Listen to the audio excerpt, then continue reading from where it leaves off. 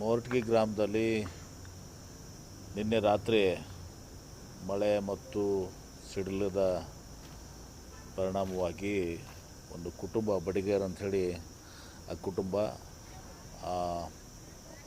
ಗಂಡ ಹೆಂಡತಿ ಇಬ್ಬರು ಮಕ್ಕಳು ಹೆಣ್ಮಕ್ಳು ಒಟ್ಟು 3 ಜನ ಮಕ್ಕಳು, ಒಂದು ಚಿಕ್ಕ ಮಗು ತಮ್ಮ ಅಜ್ಜಿ ಮನೆಯಲ್ಲಿ ಮಲಗಿದೆ, ಗಂಡು ಮಗು. ಈ ಇಬ್ಬರು ಹೆಣ್ಮಕ್ಳು ಮತ್ತು ಇವರ ಮನೆಯಲ್ಲಿ ಬಾಡಿಗೆಯಿಂದ ವಾಸ ಆಗಿದ್ದರು. ಆ ಮನೆ ಮಣ್ಣಿನ ಮತ್ತು ಕಟ್ಟಿಗೆಯ ಒಂದು ಇದರಿಂದ ಕಟ್ಟಿದಂಥದ್ದು ಪುರಾತನ ಹಳೆ ಬಿಲ್ಡಿಂಗು. ಬಾಡಿಗೆಯಲ್ಲಿದ್ದರು. ಅದು ರಾತ್ರಿ ಕುಸಿದು ಬಿದ್ದು ಆ ಮಣ್ಣಿನಲ್ಲೆಲ್ಲ ಹೊತ್ಕೊಂಡು ಬಿಟ್ಟಿದ್ದಾರೆ. ಬೆಳಗ್ಗೆ 6 ಗಂಟೆವರೆಗೆ ಯಾರಿಗೂ ಕೂಡ ಅದು ಗೊತ್ತೂ ಆಗಿಲ್ಲ. ಪಕ್ಕದ ಮನೆಯವರಿಗೆ ಅವರು ಆ ಮಣ್ಣಿನಲ್ಲಿ ಕೂತ್ಕೊಂಡು ತುಂಬ ಸಹ ಪ್ರಾಣ ಕಳ್ಕೊಂಡಿದ್ದಾರೆ. 4 ಜನ ಮಕ್ಕಳು, ಇಬ್ಬರು ಮಕ್ಕಳು, ತಾಯಿ ತಂದೆ. ನಾನಲ್ಲಿ ಹೋಗಿ ಬೆಳಗ್ಗೆನೇ ಅದು ಗೊತ್ತಾದ ಮೇಲೆ ನಾನು SP ಅವ್ರಿಗೆ DC ಅವ್ರಿಗೆ ಇದು ಮಾಡಿದ್ದೆ. ಅಲ್ಲಿ ಎಲ್ಲ ರೀತಿಯ ಪ್ರಯತ್ನಗಳು ಇವತ್ತು ಫೈರ್ ಫೈಟಿಂಗ್ನವರು ಮತ್ತು ಇನ್ನಿತರವರು ಬೇರೆ ಪಕ್ಕದ ಜಿಲ್ಲೆಯಿಂದ, ಜೇವರ್ಗಿಯಿಂದ, ಗುಲ್ಬರ್ಗಾದಿಂದ ಕೂಡ ಬಂದಿದ್ದರು. ಭಾಳಷ್ಟು ಪ್ರಯತ್ನಗಳು ಆಗಿದ್ದಾವೆ. ಆದರೆ ಅದು ಮಣ್ಣಿನ ಕಟ್ಟಡ ಆಗಿದ್ದರಿಂದ, ಕಾಂಕ್ರೀಟ್ ಆಗಿದ್ದರೆ ಬಹುಶಃ ಅಲ್ಲಲ್ಲಿ ಗಾಳಿ ಆಡಲಿಕ್ಕೆ ಸ್ವಲ್ಪ ಹಾಲು ಇದ್ಕೊಂಡು ಇದು ಆಗಿರ್ತಿತ್ತು. ಆದರೆ ಇಲ್ಲಿ ಮಣ್ಣಿನ ಇದು ಆಗಿದ್ದರಿಂದ 4 ಜನ ಮೃತಪಟ್ಟಿದ್ದಾರೆ. ಒಂದು ಭಾಳ ದುರ್ಘಟನೆ ಇದು. ಭಾಳ ಅನ್ಯಾಯ ಸಹ ಆ ಒಂದು ಕುಟುಂಬಕ್ಕಾಗಿದೆ.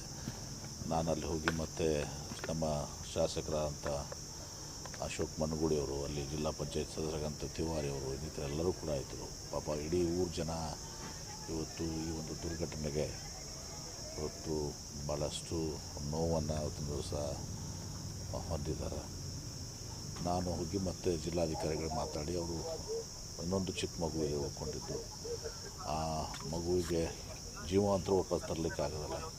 ಆ ಮಗುವಿಗೆ 4 ಜನಕ್ಕೆ ತಲಾ 5 ಲಕ್ಷ ರೂಪಾಯಿ, 20 ಲಕ್ಷ ರೂಪಾಯಿ, 20 ಲಕ್ಷ ರೂಪಾಯಿಯನ್ನು ಅಶೋಕ್ ಮನಗೂಳಿಯವರು, ಶಾಸಕರು, ಮತ್ತು ಮೂರ್ತಿಗೆ ನಮ್ಮ ತಿವಾರಿಯವರು, ನರಸಿಂಗ್ ತಿವಾರಿಯವರು, ಜಿಲ್ಲಾ ಪಂಚಾಯತ್ ಸದಸ್ಯರಾಗಿದ್ದರು, ಊರಿನ ಹಿರಿಯರು, ಆ ಸಮಾಜದವರೆಲ್ಲರೂ ಕೂಡಿಕೊಂಡು ಆ 20 ಲಕ್ಷನ ಅದನ್ನು ಅವ್ರಿಗೆ ಡಿಪಾಸಿಟ್ ಮಾಡಿ ಆ ಮಗುವಿನ ಮುಂದೆ ಶಿಕ್ಷಣಕ್ಕೆ ಮತ್ತು ಆ ಮಗುವಿನ ಬದುಕಿಗೆ ಇವತ್ತು ಒಂದು ಅನುಕೂಲ ಆಗಬೇಕು ಅಂತ ಇದು ಮಾಡಿದ್ವಿ.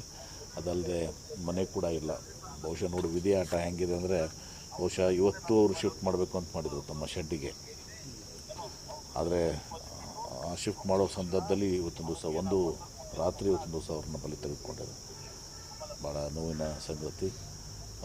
ಮತ್ತು ನಾನು CS ಅವ್ರಿಗೂ ಹೇಳಿದ್ದೀನಿ, ಅವ್ರ ಮನೆಯೂ ಕೂಡ ಒಂದು ದಿವಸ ಒಬ್ಬ ಅಜ್ಜಿ ಇದ್ದಾಳೆ, ಮತ್ತು ಇನ್ನೊಬ್ಬ ಸಹೋದರ ಇದ್ದಾನೆ, ಮೃತಪಟ್ಟ ಅವನಿಗೆ ಸಹೋದರ ಇದ್ದಾನೆ. ಪ್ರಮುಖವಾಗಿ ನಾವು ಆ ಮಗು ಏನಿದೆ, 5-7 ವರ್ಷದ ಮಗು ಇರ್ಬೋದು, ಆ ಮಗುವಿನ ಒಂದು ಮುಂದಿನ ಶಿಕ್ಷಣ, ಜೀವನ ಅದು ಆಗಬೇಕು ಅಂತ ಹೇಳ್ಕೊಂಡು ಆ ಒಂದು ವ್ಯವಸ್ಥೆ ಮಾಡಿದ್ವಿ. ಪೋಸ್ಟ್ಮಾರ್ಟಮ್ ಅಲ್ಲಿನೇ ಕೂಡ ಇಮಿಡಿಯೇಟ್ಲಿ ಮಾಡಿ ಅದನ್ನು ಮಾಡೋಕ್ಕೆ ಹೇಳಿದೆ. ಭಾಳ ಒಂದು ನೋವಿನ ಸಂಗತಿ ಇದು, ದುರ್ಘಟನೆ. ಸರ್, ಈಗ ಬಹುತೇಕ ಉತ್ತರ ಕನ್ನಡ ಭಾಗದಲ್ಲಿ ಮಣ್ಣಿನ ಮಿಂಚಾಗುತ್ತೆ, ಅಂಥಲ್ಲಿ ವಾಸವಾಗೋರು ಜಾಸ್ತಿ ಇರೋದು ಶಿಥಿಲಾವಸ್ಥೆ.